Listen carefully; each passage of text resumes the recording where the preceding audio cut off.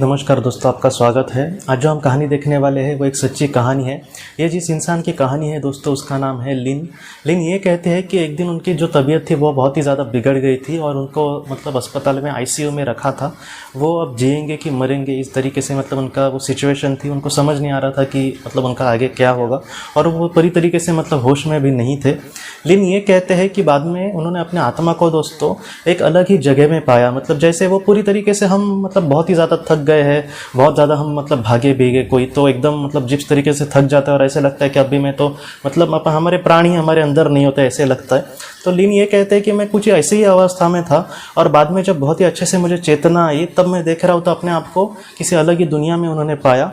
लिन को कोई ऐसा एहसास नहीं हुआ था जहाँ पे वो उनका शरीर उसकी आत्मा छोड़कर ऊपर जा रही है या फिर किसी टनल में जा रही है, इस तरीके से उनको नहीं दिखा था। लेकिन उनके सामने एक नई दुनिया थी। उस दुनिया के बारे में लिन ये कहते हैं कि वो पूरी तरीके से अंधेरा था, वहाँ पे उनको कुछ भी समझ नहीं आ रहा था। और लिन ये कहते हैं कि मुझे बहुत ही ज़्यादा बुरा लग रहा था कि ये सारी चीज़ें क्या हो रही है। और लिन ये कहते हैं कि वो दुनिया ऐसी थी जहाँ पर मैं अपने आप को ही दोष दे रहा था कि ये सारी जो चीज़ें हो रही है, इतने अंधेरे में तुम जो हो वो उसके लिए तुम ही जिम्मेदार हो। और लिन ये कहते हैं कि थोड़ा सा उनके मन में थोड़ा सा अच्छा विचार आया, नहीं कहीं ना कहीं मेरा भी अच्छा होगा। और तब वो ये कहते हैं कि वातावरण थोड़ा सा बदलने लगा।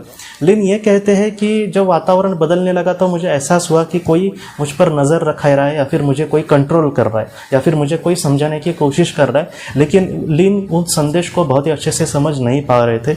वो यहाँ वहाँ देख रहे थे, पहले चारों तरफ अंधेरा दिख रहा था लेकिन अब जिस जगह पे थोड़ा थोड़ा प्रकाश दिख रहा था वहाँ पर वो बहुत ही गौर से उसमें आगे बढ़ने की कोशिश कर रहे थे। और तब लिन को दोस्तों डायरेक्टली मैसेजेस वहाँ पे आने लगे और वो बहुत ही अच्छे से समझ गए। उनको मैसेजेस ये थे कि तुम अपने जीवन में बहुत ही अच्छे लोगों का कुछ लोगों का बहुत ही अच्छा कुछ कर सकते हो, लेकिन तुम इन सारी चीज़ों पर ध्यान नहीं दे रहे, तुम अपने ही विचारों में या फिर अपने ही जीवन में खो गए हो। उसने ये कहा था कि कहीं ना कहीं गलत चीज़ों में या फिर ऐसी चीज़ों में जहाँ पर तुम्हें भटकना नहीं चाहिए, तुम ऐसी चीज़ों में पूरी तरीके से खो गए हो। लिन ने ये कहा, थोड़ा सा उसने पार्श्वभूमि कही है इसके बाद की कि ऐसा उसको क्यों सुनाई दिया। लिन ये कहता है दोस्तों कि वो एक बहुत ही अच्छा बिजनेसमैन था। पहले उसने गरीबी में ही दिन काटे थे, उसके पिताजी इतने अच्छे काम पे नहीं थे, उसकी माँ भी नौकरी करती थी और किसी तरीके से दोनों ने पैसे कमा कर इसको अच्छी शिक्षा दी थी। इसने दोस्तों बिजनेस स्कूल में कोई ऐसी अच्छी डिग्री ली थी और बाद में इसने बहुत ही अच्छे से अपना बिजनेस खड़ा किया था और वो एक बहुत ही अमीर इंसान था। लेकिन इसकी जो एक होता है ना सपना, वो बढ़ता ही गया। पहले मुझे इतने मिलियन डॉलर चाहिए, मुझे इतने बिलियन डॉलर चाहिए, और ये हमेशा फ़ायदे के बारे में सोचता था। अपने मम्मी पापा को भी थोड़े से पैसे दिए और बाद में उनके साथ पैर से बात नहीं करना। वो कभी कभी दोस्तों न्यूज़पेपर पढ़ता था तो उसको दिल में लगता भी था कि कुछ लोग बहुत ही गरीबी में जी रहे हैं या फिर किसी अनाथ आश्रम का काम बहुत ही पैसों की वजह से उनके बच्चों के थोड़े से बुरे हालात हो रहे हैं। लेकिन लिन ये कहता है कि कभी भी उसको बुरा लगता था, लेकिन उसके लिए उसने कभी भी किसी की मदद डायरेक्टली नहीं की जो वो कर सकता था। लिन हमेशा अपने ही सोच में डूबा रहता था कि मुझे और आगे जाना है, हमारे जो भी फ़ायदा होता है प्रॉफिट में जो कंपनी होती है उसका ग्राफ और बढ़ना चाहिए और मैं लोगों को काम अपने हिसाब से करने के लिए कहूँगा, हम और आगे जाएंगे, हम डेवलप करेंगे। तो इन सारी चीज़ों को वहाँ पर जब लिन को ये सारी चीज़ें कही गई उस लोक में या फिर उस जगह पे, तब दोस्तों लिन को ये पता चला कि इन सारी चीज़ों का मैं आगे जाना चाहता हूँ, मैं इतने बहुत सारे पैसे कमाना चाहता हूँ। इन सारी चीज़ों का वहाँ पर ज़ीरो वैल्यू थी, वहाँ पर महत्व ही नहीं था। लिन ये कह रहा था कि अगर मैंने अपने हिसाब से थोड़ा सा भी जितना मैं कमा रहा हूँ उसका बहुत ही छोटा हिस्सा भी अगर किसी ज़रूरतमंदों को दिया होता, किसी अनाथ आश्रम को वगैरह दान किया होता, तो आज मैं इस लोक में बहुत ही अच्छी जगह पर हो सकता था। ये डायरेक्टली उसको पता चला और बाद में उसको संदेश भी मिले कि तुम्हारा पूरा वक्त नहीं हुआ है अब तक पृथ्वी का, तुम फिर से पृथ्वी पर जाओ और जितना हो सके तुम लोगों की मदद करने की कोशिश करना।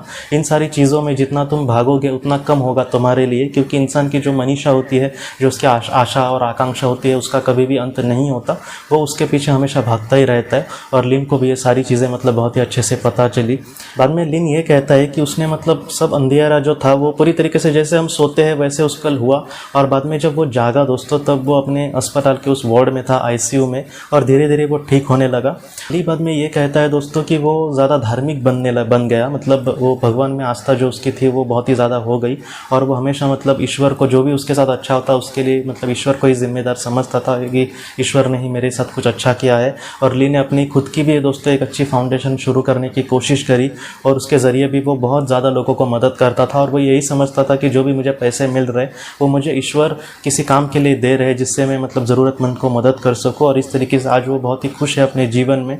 ली ये कहता है कि पहले जो मतलब मेरे पास पैसे बहुत थे और बहुत मैं कमा रहा था, आज भी मैं बहुत ज़्यादा कमा रहा हूँ, लेकिन पहले मतलब एक समाधान नहीं था कि मतलब मेरा डिज़ायर जो था, मैं हमेशा मतलब आगे के सोचता था, मुझे ये चाहिए, मुझे वो चाहिए। लेकिन आज जितना मिल रहा है मैं बहुत ही सुख समाधान से हूँ, और इससे ज़्यादा सुख और समाधान मुझे इस बात का है कि मैं लोगों की अपने हिसाब से कुछ मदद कर रहा हूँ। तो वो इस तरीके से दोस्तों बहुत ही सुख और समाधान से अपनी ज़िंदगी जी रहा है। ये जो ली की कहानी है वो हमें ये सिखाती है दोस्तों कि हमारी जो इच्छा या फिर हमारे आकांक्षा होती है, कभी कभी हम मतलब छोटा सा कुछ सोचते हैं, वो पूरा होने के बाद और हमारे सपने बढ़ते जाते हैं। वो कभी कभी इतने बढ़ जाते हैं कि सब कुछ मिलने पर भी हम थोड़ा सा मायूसी रहेंगे, या फिर हम सोचेंगे कि तब जब मतलब मेरा जो सपना है वो पूरा हो जाने के बाद ही मैं खुश रहूँगा, वो होने के बाद और कुछ बढ़ता जाता है। तो इस तरीके से हमें नहीं सोचना चाहिए। पृथ्वी पर हम निस्वार्थ तरीके से छोटा सा भी अगर काम करें या फिर किसी ज़रूरतमंद की मदद करें, तो उस दुनिया में दोस्तों उसको मतलब बहुत ही ज़्यादा अहमियत दी जाती है। ये सारी जो कहानी है दोस्तों, ये जो संदेश हमें देती है, उस हिसाब से अगर हम अपनी ज़िंदगी जिएंगे तो हमारे आत्मा का जो विकास है वो बहुत ही अच्छे से और बहुत ही जल्दी हो सकता है दोस्तों।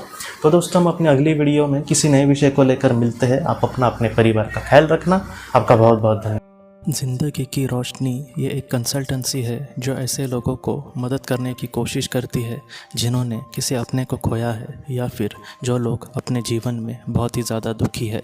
जो लोग इस संस्था के साथ जुड़ेंगे उन्हें पास्ट लाइफ रिग्रेशन की ऑडियो, ध्यान करने के लिए 5 ऑडियो, 10 ऑडियो बुक्स, और उसके साथ साथ PDF किताबें, मतलब ऐसी किताबें जो मोबाइल या फिर लैपटॉप या फिर कंप्यूटर पर आप पढ़ सकते हैं, ऐसी किताबें उन्हें ईमेल पर या फिर व्हाट्सएप पर भेजी जाएंगी। जो लोग इस संस्था के साथ जुड़ना चाहते हैं वो कृपया इस नंबर पर व्हाट्सएप मैसेज करें। आपका बहुत बहुत धन्यवाद।